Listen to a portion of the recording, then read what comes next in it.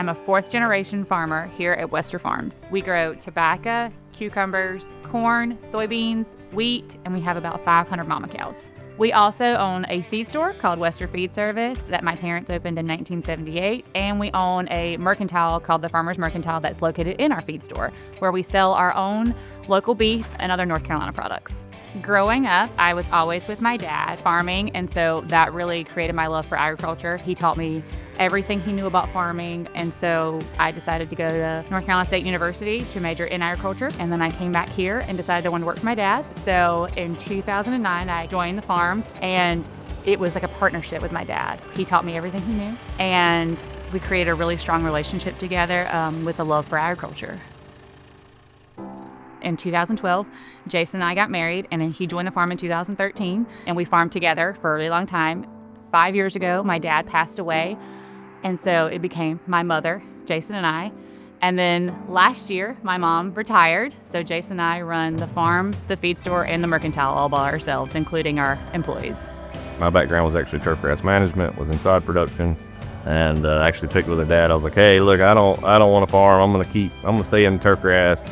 And he sat down with me. He was like, hey, I kind of think you need to come back to the farm. And so that's kind of when my farming career started. I had no clue what we were doing, and my father-in-law told me, he was like, look, all I can tell you is learn and learn fast. I enjoy it. I love it. I mean, tobacco, especially, if you got to love it or you wouldn't deal with it. Every time it rains and you see that a storm's rolling through, is your crop blown down? Did you have a hailstorm? So there's a lot of stress that comes with it, but it's something we definitely enjoy.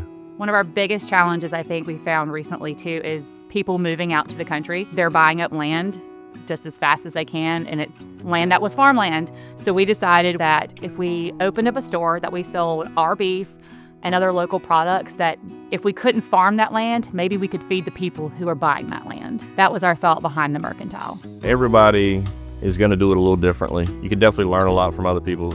Use your friends, use your resources. Use AgCarolina. We bounce a lot of ideas off of them.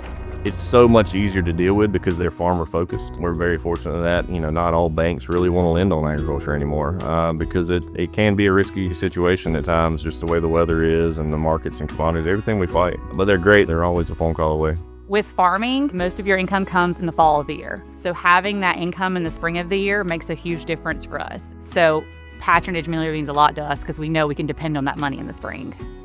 Being a woman in agriculture is tough. AgCarolina has the Women in Ag Conference. I have attended the last 3 or 4 years. My daughter Tinley always goes with me. It's so empowering to be in a room full of women in ag and see that we all very much share the same struggles, and kind of realizing that we're all in the same boat is really helpful. And you make contacts there of women who are in similar situations that you can call and get advice from. And it's been really great for my daughter to see that if she wants to stay in this industry, there's a whole group of women who are also in this industry. The one big thing that we've really focused on is trying to make sure we can incorporate our family, our kids. Unfortunately, losing Natalie's dad early when he was fairly young, we kind of refocused that, okay, time is valuable and life is short, and to spend that time with our children. Growing up, if I wanted to spend time with my dad, I had to go with him.